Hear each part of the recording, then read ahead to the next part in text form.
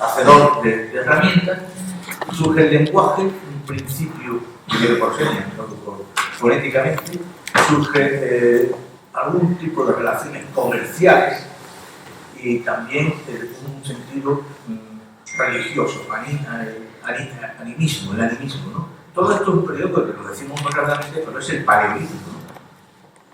La tercera parte es la era de los planificadores, donde, digamos, del paleolítico pasamos al neolítico. Es decir, de los recolectores cazadores que se iban por bandas en grupos de 150 como máximo, que podían subsistir peleándose entre ellos, como los chimpancés y tal, pasamos al asentamiento. El hombre es capaz, la civilización es capaz de producir agricultura y domesticar al ganado y se asienta, creando las primeras ciudades.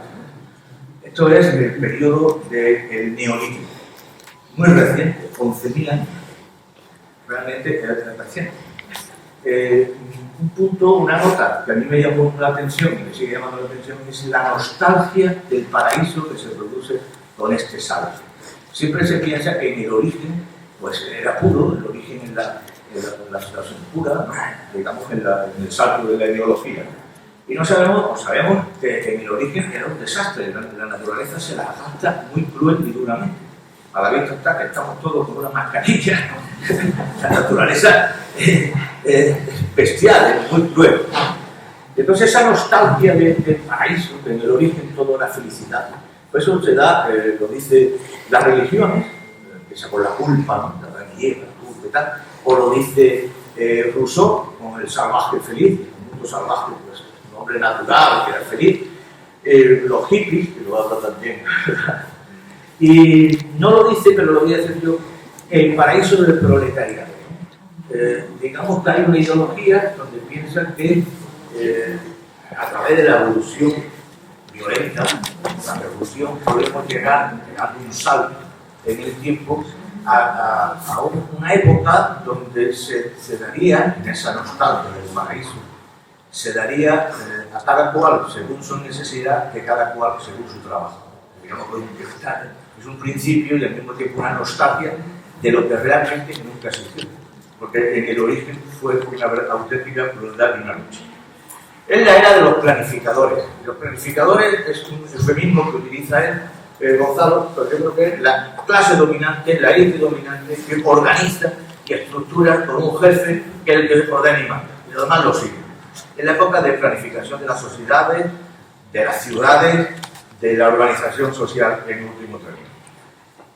Esta rigidez autoritaria impide el conocimiento colectivo, que es la última fase, en la ola de los buscadores, cuando se da una globalización a partir del siglo XVI de la navegación de altura. Y al mismo tiempo se libera al hombre el conocimiento mediante la ciencia moderna, es decir, un método de investigación, de prueba y error, donde se libera de la religión, se libera de los animismos, se libera de un conocimiento ideológico en el sentido de falsario, no responde a la realidad. Hay un caso, que no lo dice, pero yo también se lo aconsejo que lo vea, que es el caso Lysenko, donde ve la ciencia, yo lo he estudiado Dominique Lecourt, la ciencia de Lysenko. El caso Lysenko era un investigador científico ruso, en la época staliniana, donde decide, o hace experimentos donde puede hacer trigo, cebada, etcétera, en cualquier tipo de terreno mediante la modificación genética. Bueno, Stalin se vuelve loco, le va a dar de comer a cientos de millones de personas, pero realmente no tiene resultados. Porque él quería fundar lo que llamamos una ciencia proletaria. Y la ciencia no es proletaria, ni deja de ser proletaria ni de uno ni de otro, es realmente ciencia. Digamos que la epistemología no está ideologizada, sino que en sí misma tiene el principio de verdad. Bueno, al final concluye de una manera, seguro que concluye diciendo que la persona, el ser, es más, nosotros, es más un proceso evolutivo que un ser.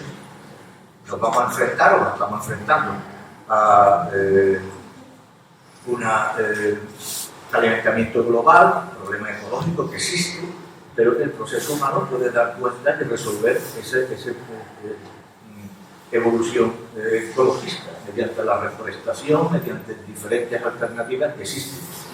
Apoya, por ejemplo, el tema de la energía nuclear.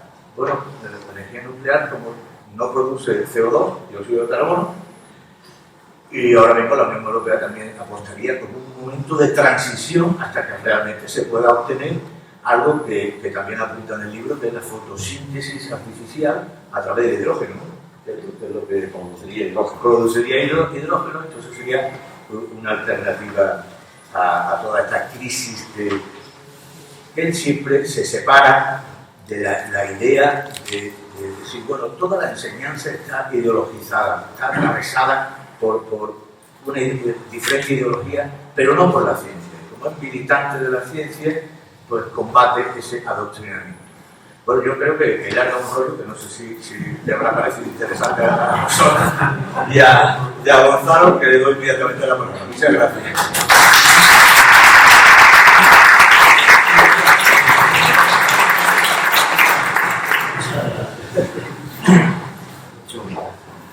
Bueno, ante todo, agradecerles a todos ustedes su presencia aquí, especialmente en estas circunstancias de pandemia y demás.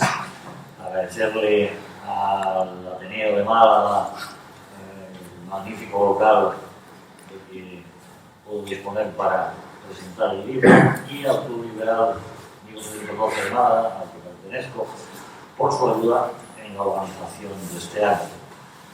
Por lo demás, en cuanto al libro que hoy les presento, es un intento de dar respuesta, una respuesta plausible, a algunas de las preguntas que me empezaron a cruciar de muy joven, ya en la adolescencia, y que yo entiendo que son comunes a todos los seres humanos. Son esas preguntas fundamentales que todos nos hacemos de manera más o menos consciente en nuestro fuero interno y que permiten organizar nuestra vida mental. Son preguntas como ¿qué soy? Como ¿qué pinto en este deslumbrante, asombroso y sobrecogedor follón que llamamos universo? ¿Cómo he de relacionarme con mis congéneres? Ese tipo de preguntas tradicionalmente eran respondidas de manera oficial, digamos, por las religiones. Las religiones han sido a lo largo de la inmensa mayor parte de la historia de la humanidad las que han creado los relatos ordenados, coherentes, que daban una visión global del mundo y del ser humano y que permitían organizar la vida personal y social. En el Paleolítico fue el animismo que gestionaban los chamanes, el encargado de promover o de producir esa visión general del mundo, capaz de articular el pensamiento. Después del Paleolítico, en el Neolítico, fueron las religiones primero politeístas y después monoteístas, una vez que las sociedades humanas adquirieron un tamaño suficiente, en forma de estados o de imperios. Sin embargo, a partir del siglo XVII, la mejor descripción de la realidad, la mejor descripción del universo, del ser humano, ya no está en manos de las religiones, sino que está elaborada por la ciencia. Y esto empieza a poner en cuestión el derecho de las autoridades religiosas a dictar normas morales. Sin embargo, unos cuantos siglos más tarde, actualmente, la ciencia, a mí me parece que es incapaz de crear ese relato, ese relato articulador del pensamiento humano y de la vida social. Yo creo que se debe a varios factores. Uno de ellos es la especialización, la necesaria especialización en diferentes ramas de la ciencia. Eso da lugar a una impresión de pensamiento fragmentario, que es todo lo contrario del pensamiento global, holístico, de la totalidad que requiere un relato como el que hablo. Por otra parte, la ciencia tiene gran cantidad de conceptos que son muy antiintuitivos intuitivos o que requieren, para entenderse, un desarrollo matemático previo que no todo el mundo está preparado para seguir. Entonces, todo eso, creo, ha impedido que la ciencia haya creado ese relato articulador del pensamiento humano para el ciudadano común. Por otra parte, en España, en España y en todo el Occidente, el desastre educativo promovido por la pedagogía constructivista en nuestros institutos, que es donde yo puedo atestiguar experiencia de primera mano, ha empezado a producir unos ciudadanos, unos jóvenes, cada vez más desorientados, cada vez más carentes de referencias culturales y, por tanto, más susceptibles de ser embaucados por esos expertos en vender tanto apocalipsis como paraísos, que tan de moda están últimamente.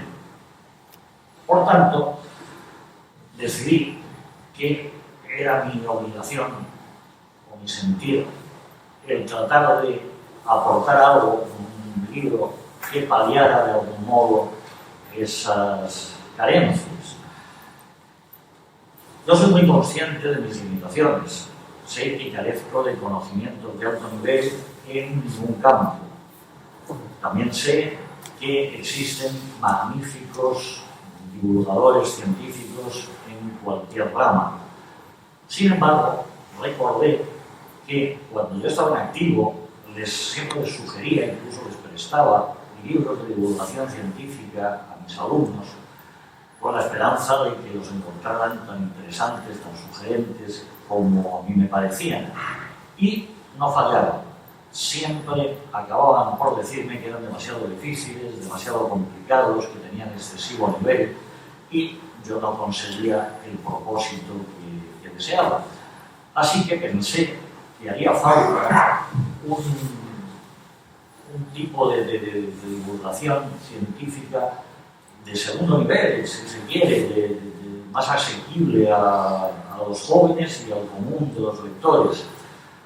Y pensé también que, aunque yo no soy más que un profesor, como digo, de instituto, retirado y aficionado a la literatura, tenía algunas cartas que jugaban a mi favor.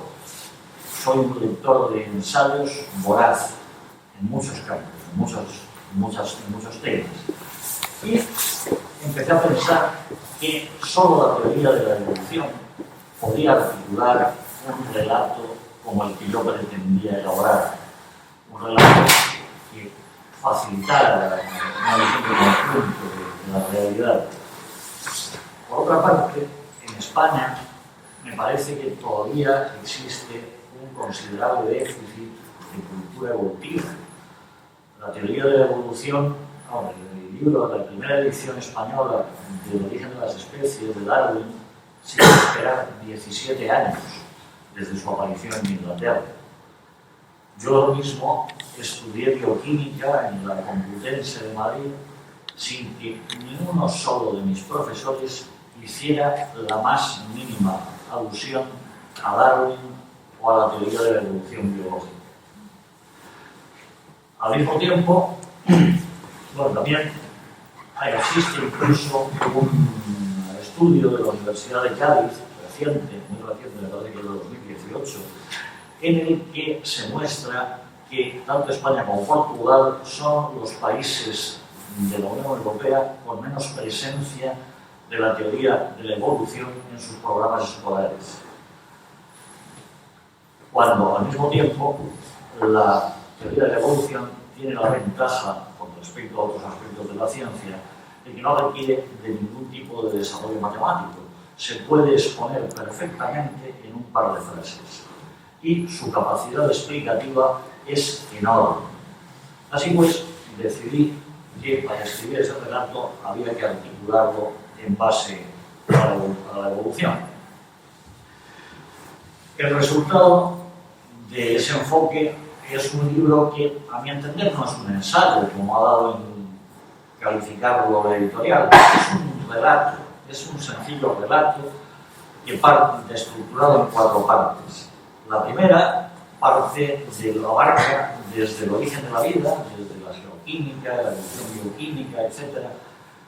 Lo que actualmente se sabe, que es mucho, por cierto, se me ocurre mencionarles, probablemente muchos de ustedes no estén al cabo de no conocen la noticia, ya se ha producido vida artificial. Hace unos cuantos meses se produjo vida artificial en Estados Unidos. La noticia pasó asombrosamente desapercibida. Yo apenas vi un par de artículos sueltos en 2 periódicos de ámbito nacional. En los demás, ninguna palabra. Bien, como digo, el libro está estructurado en 4 partes. La primera abarca desde el origen de la vida hasta la aparición de los primeros primates sociales. A lo largo de ese camino se habla, por supuesto, de la evolución biológica a muy grandes rasgos, como no puede ser de otra manera, pero haciendo especial hincapié en los procesos mentales. ¿Cuándo aparecen los procesos mentales en los seres vivos? Como creo que todos ustedes coincidirán conmigo, una bacteria es poco probable que tenga problemas psicológicos, que tenga procesos psicológicos, en absoluto. Entonces, ¿cuándo, dónde y cómo aparecen los procesos mentales? ¿Cómo se van complicando cada vez más estos procesos mentales hasta adquirir la complejidad que tienen los primates, los grandes primates sociales? La segunda parte abarca desde la aparición de esos primeros grandes primates sociales, cosa de unos 7 millones de años, hasta el final del Paleolítico. Cuenta la historia, a grandes rasgos también, por supuesto, la historia de la rama evolutiva que conduce desde aquellos primeros primates sociales hasta el Homo sapiens. Cómo a lo largo de ese camino, de ese larguísimo camino, los procesos mentales continúan haciéndose cada vez más complejos, cómo aparece el pensamiento reflexivo, cómo aparece la mente simbólica y lo que ello conlleva para la organización de los grupos sociales de la época. La segunda parte abarca desde el Neolítico, desde la aparición de la agricultura y la ganadería, hasta el descubrimiento de América, que yo entiendo que es el principio de la globalización, es el principio del comercio a nivel planetario, del intercambio de ideas, por tanto también a nivel planetario. Habla de cómo se van incrementando el tamaño de las sociedades, cómo poco a poco van acumulándose conocimientos que van permitiendo nuevas aventuras humanas. Y la tercera parte abarca desde, la cuarta parte abarca desde el descubrimiento de América hasta la actualidad. Habla sobre todo del surgimiento de la ciencia, de en qué consiste la ciencia, en cómo trabaja, en qué consecuencias sociales tiene y políticas también. Y el libro termina con unas pocas reflexiones de índole personal, puesto que las preguntas a las que pretendo responder o para las que pretendo sugerir unas respuestas son de índole muy íntima, y creo que eso es común a todos, como antes dije. Por lo demás, solo decirles que confío haber escrito un libro aceptablemente ameno, y esto es cuanto esta noche quería decirles, mis queridos amigos. Muchas gracias.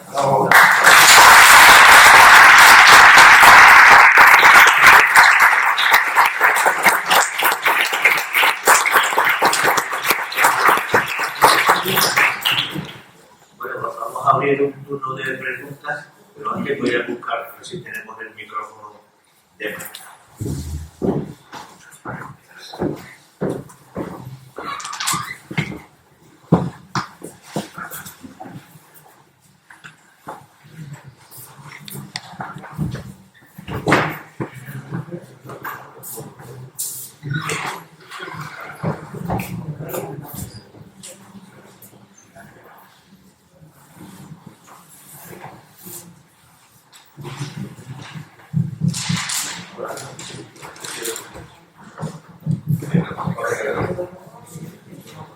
Y cualquier pregunta, ¿alguien quiere hacer una pregunta?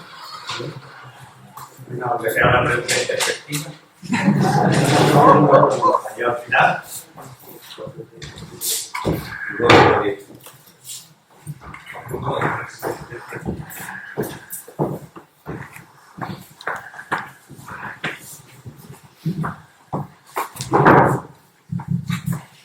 Bueno, ¿se oye bien, no? ¿Se escucha? Sí. Bueno, más lejos. No, a la boca. Bueno, buenas tardes. Me parece interesante lo que ha dicho sobre el libro. Bastante interesante. No concuerda precisamente cómo va la sociedad, pero bueno, lo aceptamos. La pregunta intempestiva. ¿Cree usted que la posibilidad de los viajes en el tiempo? Bueno, no, francamente, hoy por hoy es imaginable. Yo no soy experto en cosmología ni en física cuántica, pero vamos, no lo creo. Como dijo, no me acuerdo quién, si fuera posible estaríamos llenos de turistas del futuro. Ahora ya podremos hablar. Javier, tendrá.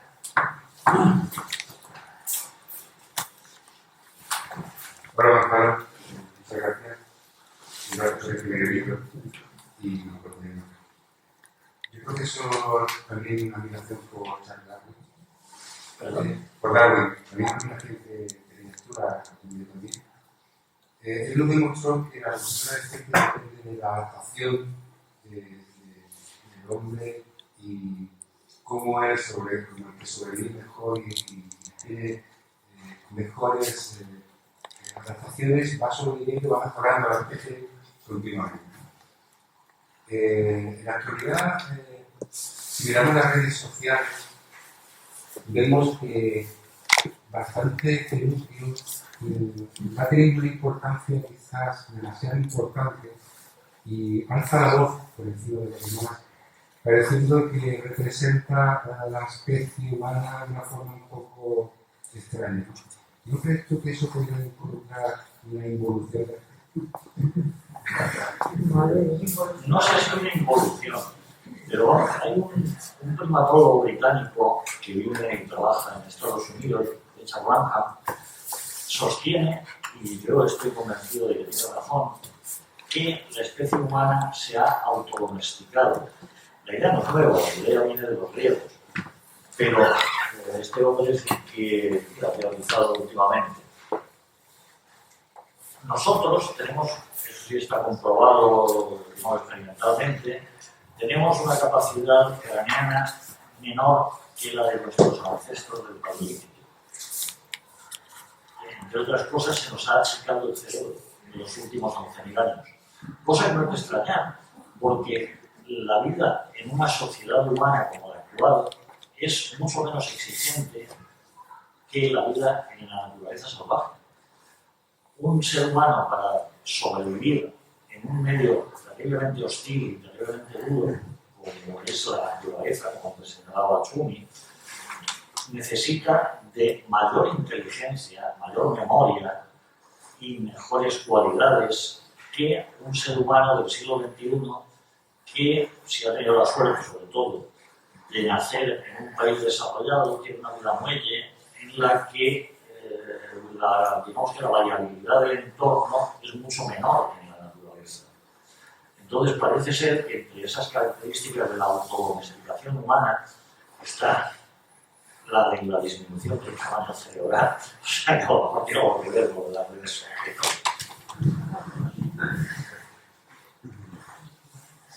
Ante todo, enhorabuena, Gonzalo, por tu libro, que empezaré a leer esta noche.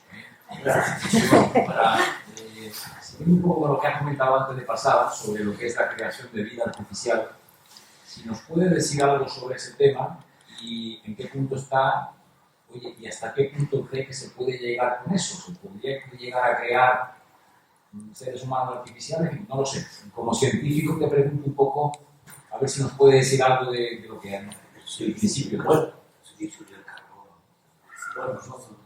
No, pero diferente. Vamos a ver, la vida artificial, vamos a ver, hace 10 años, me parece que fue, sí, hace 10 años, en Estados Unidos, Craig Venter, un bioquímico y empresario estadounidense, consiguió que una bacteria funcionara con un ADN artificial, es decir, que extrajeron el ADN de la bacteria y se le introdujo uno artificial y de diseño. Es decir, el que se le introdujo no solamente se había fabricado en el laboratorio, sino que no era copia de ninguna natural. Se había diseñado ex profeso para que hiciera funcionar una bacteria. Y la bacteria funcionó, siguió viviendo, reproduciéndose. Hace unos meses, como antes comentaba, se ha conseguido fabricar íntegramente ex novo una bacteria, no solo su ADN. Esta bacteria, naturalmente, vive en un medio limitado, digamos, vamos a ver.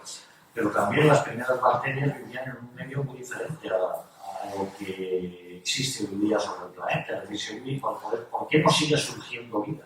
La vida surge solamente una vez, o algunas muy pocas veces, a lo largo de un periodo de tiempo muy corto en la historia geológica del planeta. ¿Por qué? Pues porque esa propia vida, cuando pronto aparece, empieza a modificar el entorno. Y las posibles nuevas vidas que surjan posteriormente ya no van a tener un entorno adecuado para medrar. Ya llevan las de perder con respecto a las que han surgido antes. Por eso no ha vuelto a aparecer ese milagro, ¿no?, de la formación espontánea de la vida, que sepamos al menos.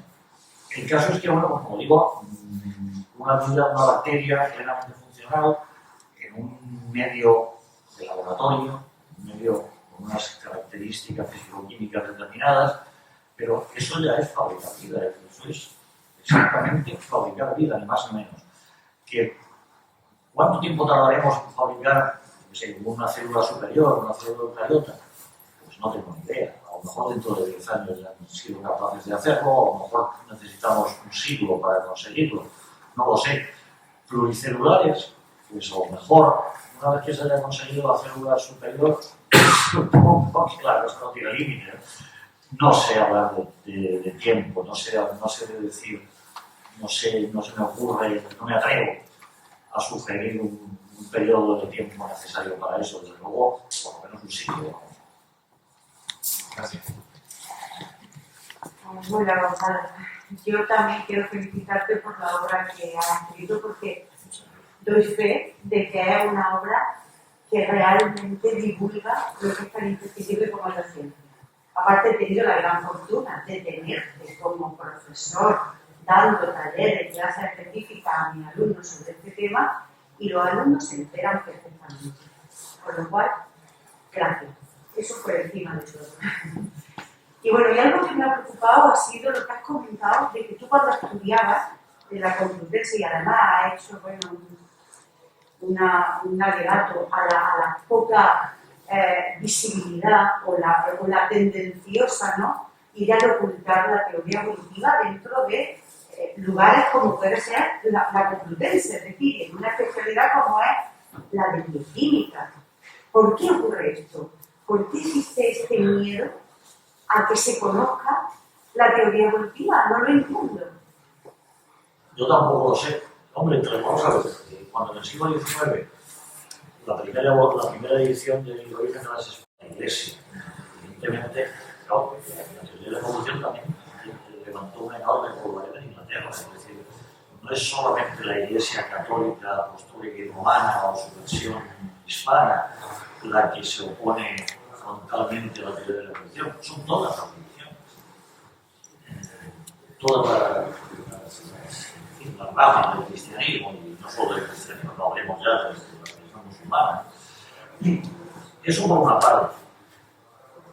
Por otra, pues no lo sé, quizá un cierto anquilosamiento. Cuando yo estudié, fue en pleno franquismo, fue en los últimos años del franquismo, pero bueno, era la universidad franquista en donde pues, había ciertos sesgos ideológicos, más que positivo, quizá en negativo, ¿no? Ese podría ser uno, de que bueno, aquí se estudia bioquímica, pero no se menciona se estudia bioquímica, pero platónicamente, ¿no?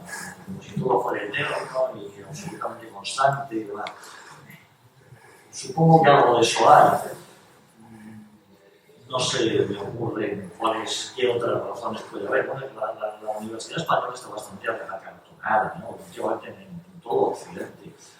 De la universidad están saliendo cosas que dan bastante miedo, ¿no? La aberración esta de las diversas aberraciones que llamamos corrección política, pues surgen de las facultades de sociología y de pedagogía, de todo lo que es occidental. Estas cosas no nacen aquí.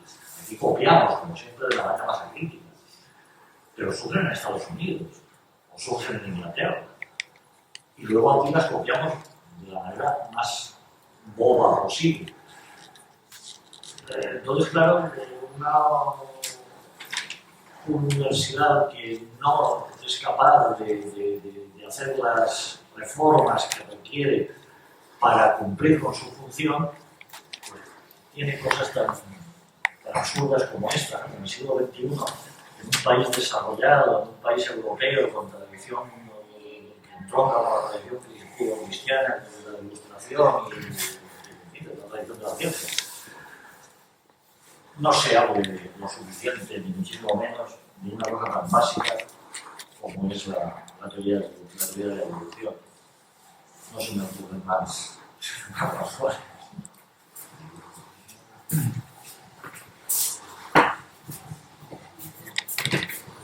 Si me permites, son los obstáculos epistemológicos que la filosofía de la ciencia podría dar lugar a dar cuenta de por qué una teoría científica, dentro del método científico, que no es una verdad para siempre, está sometida a investigación, a prueba y error. Ese sería el método científico. Pero ¿por qué esos obstáculos epistemológicos del conocimiento? Yo creo que la filosofía de la ciencia le podría dar cuenta de, pero tampoco se atreve. Ese es lo políticamente correcto, perdonadme, eso, el recorrido va también de Francia, de Foucault, de Derrida, de Lacan, va a Estados Unidos.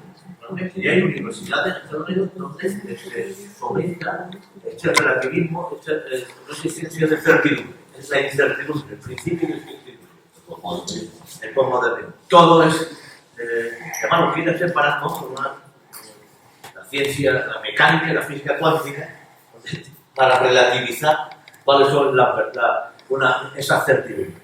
Por eso decía que son obstáculos epistemológicos del conocimiento para establecer la verdad, para establecer verdades que son siempre determinadas por un tiempo en un entorno y son válidas durante un tiempo.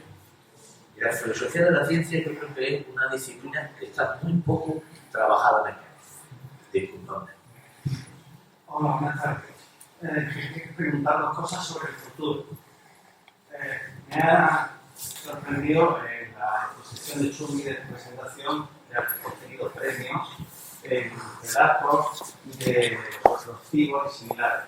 Entonces, quisiera preguntar qué opinas sobre el transhumanismo y de la reflexión que has hecho, puesto que has escrito bastante sobre eso, incluso has sido premiado. ¿Serías capaz de fijar un cierto horizonte de dónde podríamos estar a la vuelta de una o dos generaciones? Y segunda pregunta sobre el futuro, como persona que se ha dedicado a la enseñanza bíblica, no sé, estudiante o secundaria que se llama ahora, esa enseñanza en la que el bachillerato tenía ese papel tan fundamental, en la que se ponían los cimientos de lo que serían las bases de las élites, de las sociedades que en Occidente de alguna manera hemos hecho esa revolución científica, industrial que ha colocado al mundo en una situación de prosperidad impensable en años atrás. ¿Qué opinas con ese sistema educativo que se extiende por Occidente, en la que a los jóvenes y adolescentes, a las edades en que Darwin dio la vuelta al mundo con 17 y 18 años y descubrió la teoría de la evolución, nuestros alumnos a los 17 y 18 años están en el instituto, pues aquí en todos sitios, pues celebrando el carnaval, o celebrando el día de la marmota, o celebrando lo que sea. ¿Qué perspectiva le puede quedar a Occidente en esa situación frente a otras sociedades? ¿Y cómo podríamos estar dentro de una par de generaciones emergentes si es capaz, como persona experta, de proyectarte a futuro? Vamos a ver, en cuanto al transhumanismo, yo me temo que eso va a suceder, nos guste o no. Ya está sucediendo, de hecho ya hay varios seres humanos, se pueden contar con los dedos de las manos actualmente, pero ya hay varios cibos, hay varios seres humanos que tienen incorporada tecnología que les permite percibir, por ejemplo, luz infrarroja o luz ultravioleta y recibir mensajes de correo electrónico directamente en el cerebro, cosas así.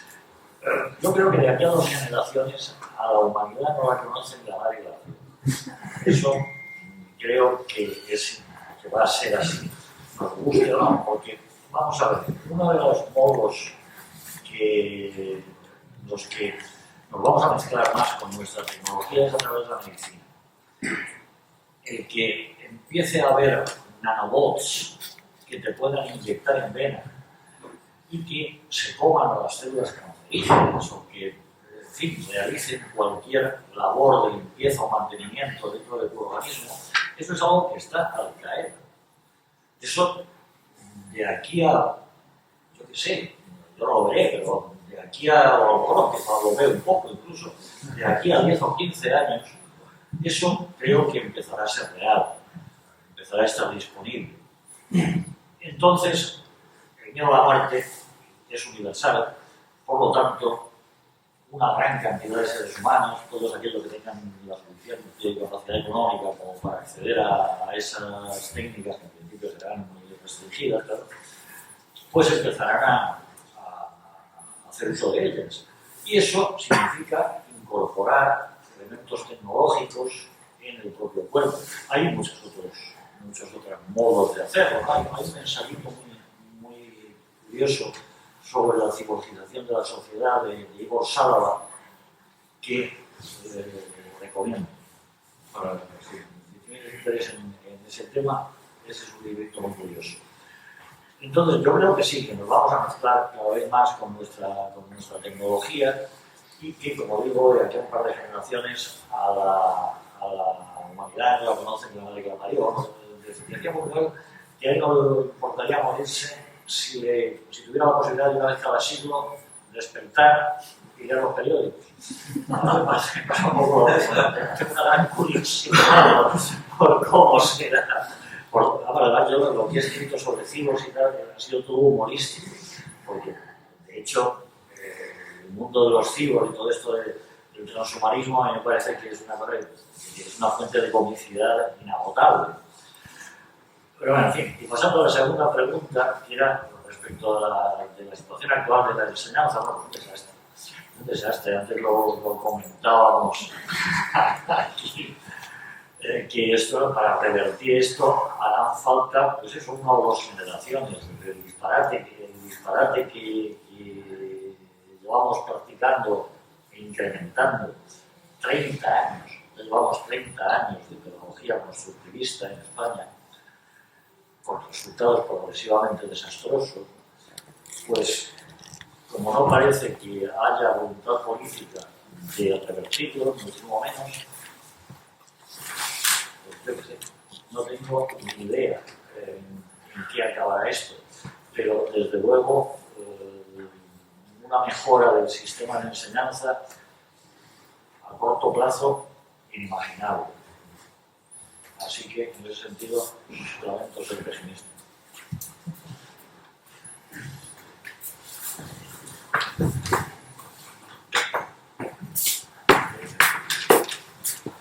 Hola, buenas tardes. En primer lugar, felicitarle por su trabajo. Todo lo que sea divulgación científica es fundamental en la era actual en la que estamos. Hablando del sistema educativo y de los errores que se cometen en la enseñanza, quiero comentarle una anécdota y solicitarle su opinión al respecto. Es un alumno que le pregunta a su tutora: señorita, el profesor de Ciencias Sociales y Naturales me dice que venimos del mono. el de religión de Dios. ¿De dónde venimos? ¿Qué opina usted al respecto? Hombre del mono. Vamos a ver. No, simplemente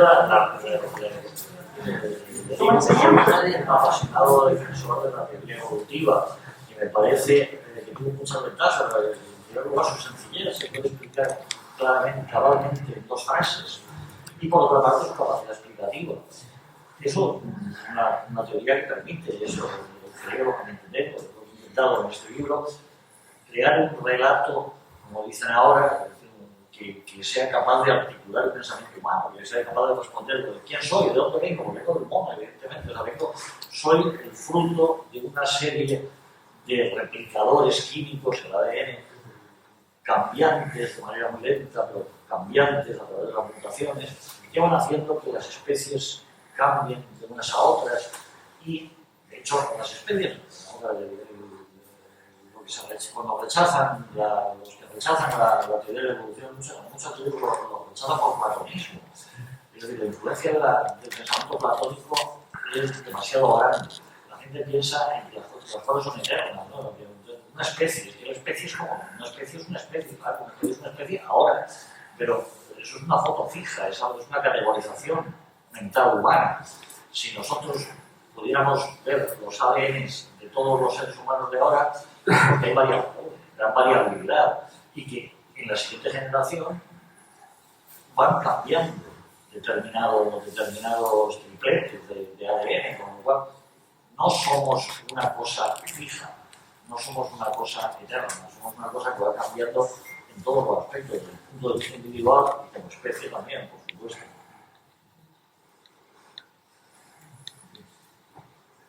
Hola, Gonzalo. Yo también me uno, como es natural, al foro de los que te felicitan por este esfuerzo, por este trabajo tan encomiable, y te animo a que prosigas en ese empeño, que desde luego creo que tienes muchas cosas interesantes que decir a tantas personas que esperamos precisamente respuestas. Y de las muchas cosas interesantes que tú has apuntado antes, a mí hay una que sobre todo me llama la atención y me interesa, que precisamente al margen, digamos, del planteamiento del plano científico, del plano político, que es el del ser humano en su más profunda dimensión. Es decir, tú apuntabas, o al menos yo así lo he entendido, a una, digamos, evidente insuficiencia de la respuesta científica como guía de la singladura del ser humano actual. Esto, digamos, está muy presente en la obra, sobre todo en el arte, ¿no? En la literatura. Pienso ahora mismo en Houellebecq y en cómo el panorama tan sombrío que dibuja de las sociedades actuales, precisamente haciéndose eco de esta insuficiente respuesta, y en muchos más. Yo acabo de terminar de leer la novela de Franzen, la última novela de Franzen, y es igual, es decir, una especie de nostalgia de la espiritualidad de Dios, sea cual sea el contexto que tengamos de él, y digamos, de una otra dimensión que nos oriente, que nos sirva de guía un poco en el pandemonio tan colosal, en el que parece que sobre todo Occidente se está moviendo. A mí me gustaría que ampliaras un poquito más tu idea al respecto. A ver, sí, ¿qué te parece a ti todo esto? Bueno, yo soy ateo, manifiestamente ateo. Creo que Dios, al fin y al cabo, no es más que un nombre de nuestra sociedad. Los seres humanos necesitan, vamos, es que si vamos a los conceptos actuales de la física, también son nombres de nuestra ignorancia, no sabemos todo. Como antes ha señalado Chumi, las verdades de la ciencia son siempre provisionales. ¿Vale? En tanto nos salga otra mejor, nos salga una teoría nueva que abarque lo anterior y más cosas que antes ni siquiera percibíamos. Entonces, Dios es el que articula la vida humana durante milenios, porque a todo ser humano, como una de las principales cosas que, las primeras cosas que aprendemos cuando somos pequeñitos, es a distinguir entre lo inanimado y lo animado, ¿no? Los seres animados, los seres que tienen un ánimo interno, que tienen capacidad de iniciativa. Nunca, a veces se te cae una piedra encima, ¿no? Puede caer una piedra encima porque se desprende, pero ahí no hay voluntad. En cambio, si te salta un tigre encima, interpretas que desde una edad muy temprana, desde un pensamiento muy básico, que hay algo diferente.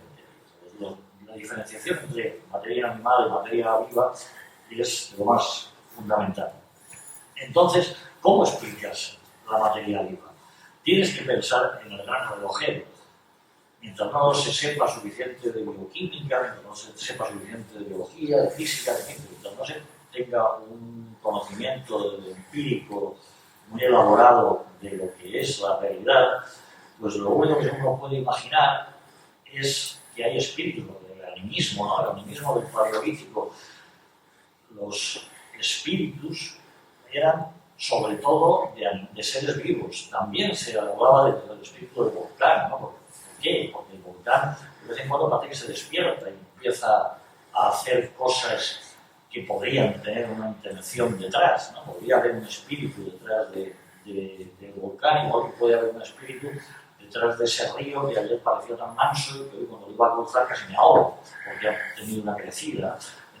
El animismo funciona así, crea un mundo en el que todo tiene unas pocas, muchas cosas tienen un espíritu detrás, y eso es lo que facilitaría a nuestros ancestros el sentirse a gusto en el mundo, ¿no? Porque podían intentar negociar con los espíritus de las cosas o de los seres vivos con las mismas herramientas con que negociaban con los del grupo de al lado, ¿no? Con los del grupo rival, la ofrenda de desagravio, en fin.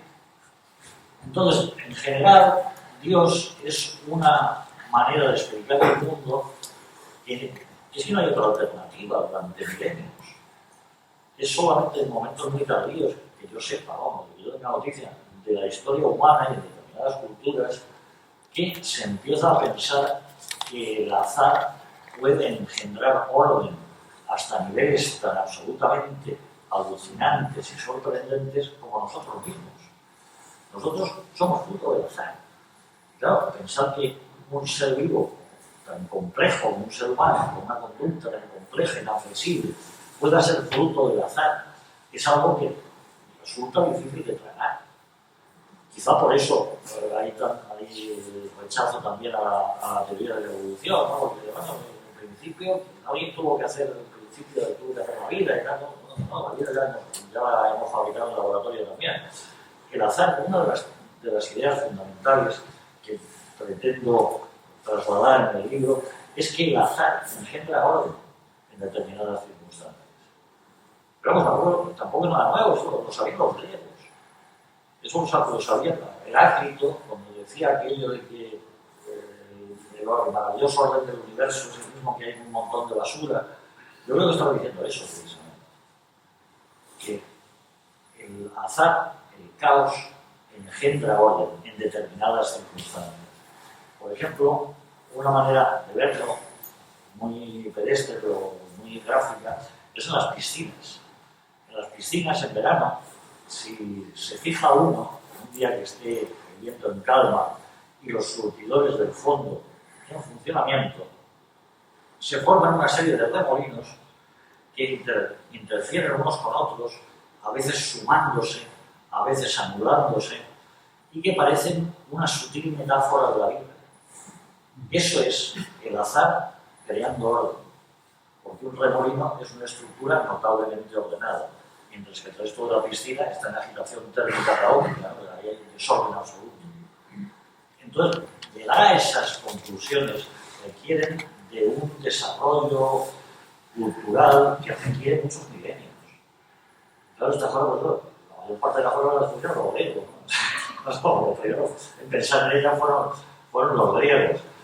Y, de todas maneras, esas son las ideas. La idea de Dios tiene una inercia tan enorme que llega hasta nuestros días. Y luego, por otra parte, porque las religiones han tenido la sensatez de apelar a cosas muy profundas, características psicológicas muy profundas del ser humano.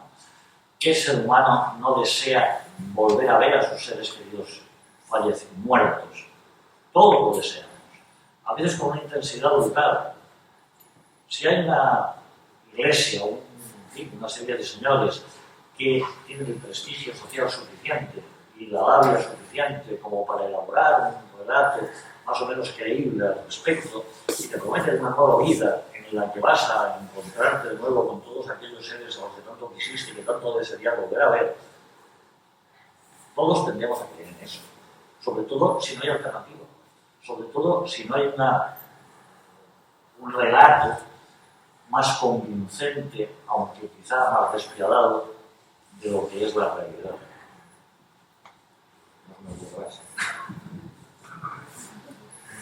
Yo quisiera decir que no pasar esta metáfora de los remolinos en las piscinas que tienen orden, al contrario de que esa superficie que parece tranquila y está en desorden, no llevarla al tema político, por favor. No es una metáfora de la situación de Occidente, aunque pudiera parecer.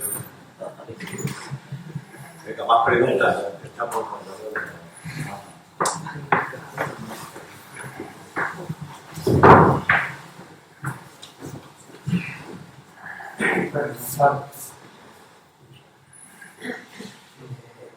una obra muy antigua, yo cuando lo vi parecía que no iba a poder leerlo, porque soy un periodista, que entonces nos explicaban ya por las letras, y la verdad es que tu libro se entiende. O sea, lo que pasa, a ver, se entiende lo que quiere decir, pero no se entiende lo que dice.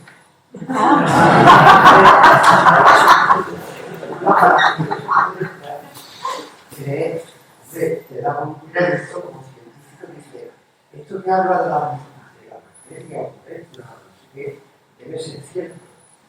Lo que quiere decir que la teoría de eso, de Tao, de la evolución, eso sí que se entiende.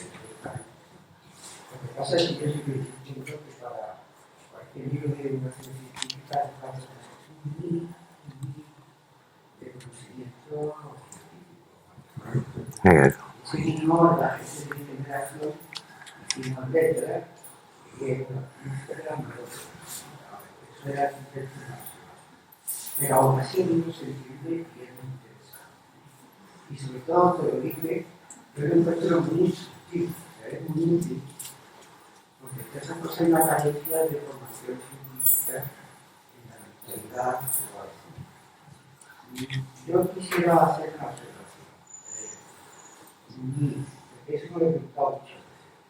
Cuando Darwin publica su libro, antes de ser traducido el libro en España, ya había gente que conocía la teoría de Darwin. Y la defendía. O sea, positivista, pero no había universidad. O sea, era gente que se moría fuera de la universidad. Por otra parte, de otra cosa, el pensamiento más laico, científico de la época, era socialista. Y los socialistas no se avenían con los darwinistas. La correspondencia entre Marx y Darwin revela que no había fe entre ambos y al final se rompió la correspondencia. Claro, ese lugar que, por ejemplo, el 20% de los socialistas, pues la teoría darwinista tampoco estuviera presente. Ni siquiera muchas veces lo analizan. O sea, tampoco se está claro. No, esto es muy claro. La pregunta era la siguiente.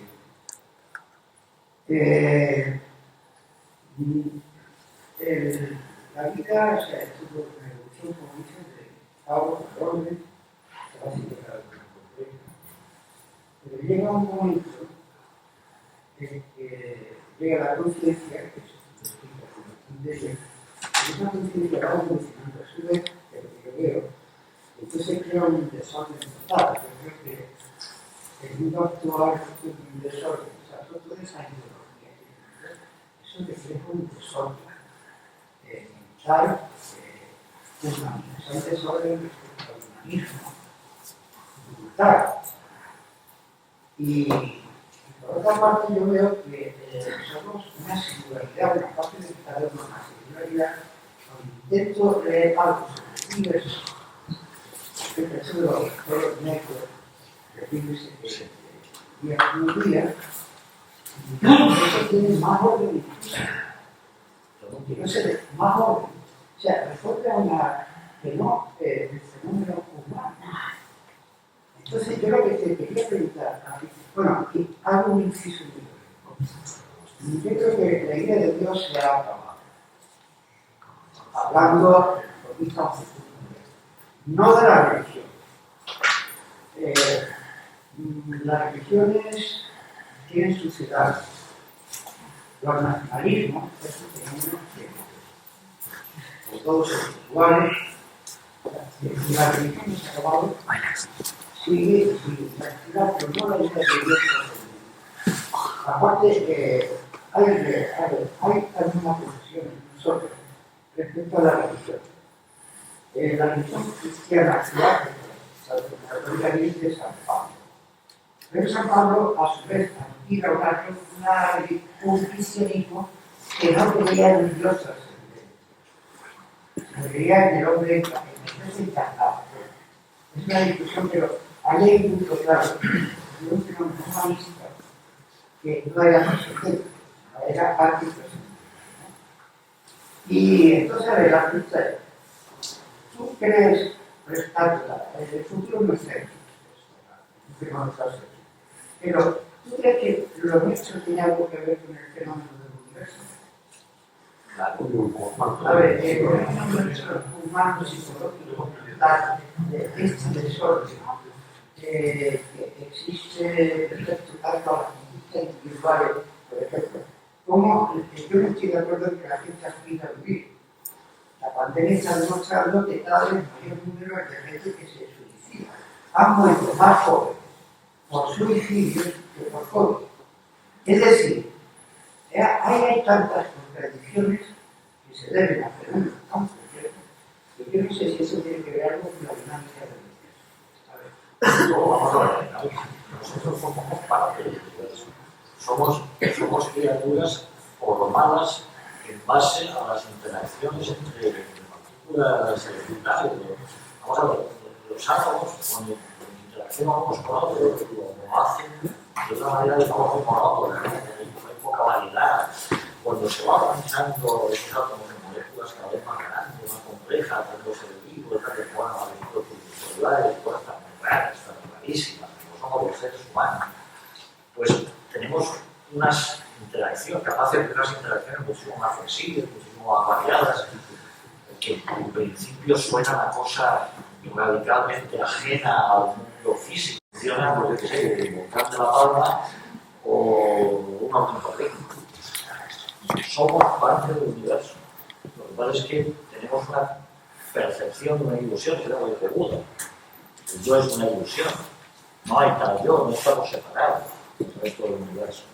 Pero la ilusión es perfecta, la ilusión es un trampantojo que nos convence a todos. Funcionamos en base a nuestra individualidad, funcionamos en base a que nos consideramos unos seres humanos separados de algún modo, hasta cierto punto, separados del resto del universo, porque tenemos una capacidad de movernos en él, de interactuar con otros seres, con otras realidades físicas, que es muy diferente a la que tiene eso, las olas del mar o cualquier fenómeno animado. Pero yo estoy como absolutamente convencido, uno de los convencimientos más obvios, de que somos fruto de la evolución, por supuesto, y estamos íntimamente relacionados con el universo. Nadie me ha hecho pensar, completamente. Yo creo que toda mi vida he tenido 3 profesores que me han hecho pensar, me han hecho aprender certeza. No les hemos abierto, no me han abierto la mente hacia las incertidumbres. Por eso la contradicción entre quejarnos del espíritu de la incertidumbre y a su vez enseñar certidumbre. Pues no saben ni potencia frente a una aberración. Es algo que una sola es cierta y las otras 3 son falsas. O sea, es una educación terrible para los chavales. Y no sé qué opináis vosotros, pero creo que el gran problema, yo lo veo en mi facultad de medicina, es que lo que se enseña es la verdad pura y dura e inamovible, donde nadie se le permite cuestionar las cosas que el profesor enseña. Me parece como, vamos, no sé si eso está evolucionando a peor, pero... Hombre, en lo que a la enseñanza media se refiere, desde luego sí, ha evolucionado a peor porque ahora ya no se enseñan certezas, que se enseña ideología. Ideología política disfrazada de certeza, ¿no? Es decir, dogmas. Es una revisión de constitución, como dije hace un momento. Por otra parte, hombre, vamos a ver, por supuesto que hay que tratar de abrir la mente de los alumnos, colocarles determinadas preguntas, investigar preguntas en sus mentes. Pero también es cierto que hay que darles también razonables certezas. Es decir, yo he sido, ya digo, profesor de instituto. En el instituto trataba de fomentar su curiosidad y de fomentar preguntas nuevas en ellos. También trataba de darles herramientas útiles. Es decir, para poder enfrentarse de verdad, los científicos que de verdad están en el frente, para llegar al frente, han tenido que aprender previamente una enorme cantidad de cosas que yo desconozco. Es decir, para llegar al frente en cualquier campo de la ciencia, previamente hay que haber asimilado el pensamiento de generaciones y generaciones pasadas. Como decía Isaac Newton, yo me he alzado sobre los hombros de gigantes para poder desarrollar mi pensamiento. Eso también hay que hacerlo. Hay que dar razonables certezas, hay que decirles que las certezas de la ciencia son siempre provisionales, que siempre están sujetas a la previsión, pero hay que enseñarles determinados conocimientos, dándoles que son provisionales, pero que son lo que hoy por hoy damos por bueno. Eso es lo que ha dejado de hacerse en la enseñanza en todo el tiempo, ¿verdad? Y como ya he dicho antes,